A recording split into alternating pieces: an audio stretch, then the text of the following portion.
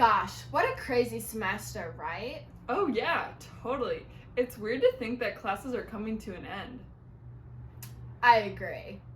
What was your favorite class this semester, Ness? I'd have to say medieval philosophy. I wish that you could have taken it. I do too. Tell me a little bit about it. I'll give you a recap on some of my favorite points. Hi class, welcome to Medieval Philosophy. My name is Magnessa Fidlin and I'm your professor for this semester. Happy first day of classes.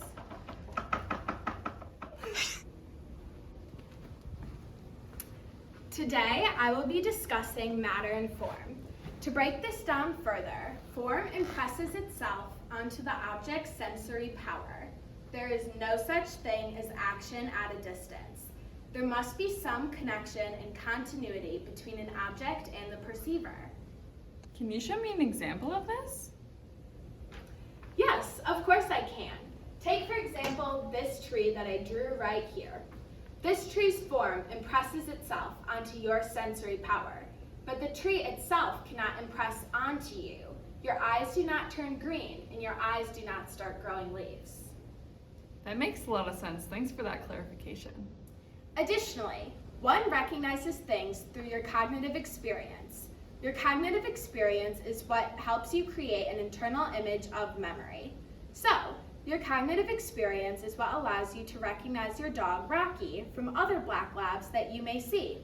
Next class, I will discuss the specific names of these species. So, just to kick off class, I figured that this would be a fun way to kind of get class started. So, bit about me. These are my dogs. This is my dog, Jim. This is my dog, Thule. As you can tell, they're wearing hats. Here's a photo of my dogs without hats. This is Jim again. That's Thule. So, my favorite oldie song, it's Band on the Run. If you haven't listened to it, give it a listen. Oh. And then my current favorite song is Driving Myself Home by Rose Betts. My favorite book of all time is Animal Farm by George Orwell. And my favorite food is a Dusty Road Sundae. So on the sundae, it's vanilla ice cream. You add on some hot fudge, whipped cream, and malt powder. And then finally, my favorite colors, myrtle green, burnt orange, and plum purple. Anyways, so back to medieval philosophy. The internal impressed species is potential, and the internal expressed species is actual. The internal expressed species has a very specific name. It's called a phantasm. Can you tell me more about the phantasm? Sure. So, the phantasm is the image and likeness of a singular object. The main thing that differentiates humans and animals is the intellect. This also means that the intellect needs to know universals. The phantasm must get impressed into the intellect, and the intellect is an immaterial spiritual creature.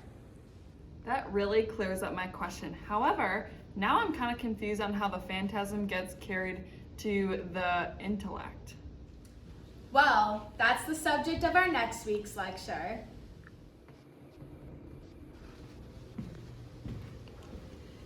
Hey, I really hate to do this to you, but... Oh! Oh my gosh. So, to answer your previous question, the thing that carries the phantasm to the intellect is the agent intellect. Kind of a funny name if you ask me. What we needed was the impressed intellectual species. The agent intellect transfers universals to the intellect, and it illuminates the phantasm and creates the impressed intelligible species. Always remember, there's nothing in the intellect that is not first in the senses.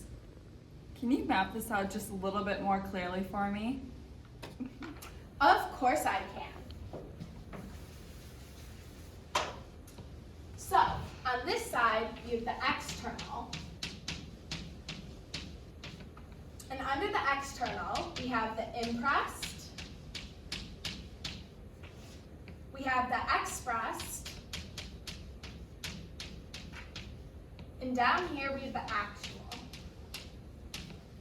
Over here, we have the internal. Down here is the impressed, expressed, and then as a whole, this is the particular. Also remember, this has the special name. The expressed internal species is called the phantasm. So, actual goes up here, and then, as you can kind of tell, there's a dividing line. Over here, we have the impressed, and this is what is intelligible.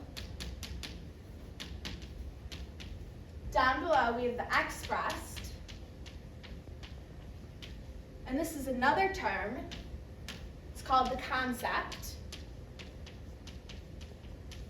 And then while this is the particular, over here is the universal. So if we remember, what gets us from this side to this side is the agent, intellect. And then there's also connections between here and down here too. So, just to clarify, we jump the gap between particulars and universals through our own effort of the agent intellect. So what's a universal again? A universal is when you know something that everybody else knows, and anyone who has these concepts knows that it applies to potentiality and actualities. However, it is impossible to think of the universal without having an image of the particular. Wow, that's a lot of great information. Of course, enjoy your weekend and enjoy your summer, too.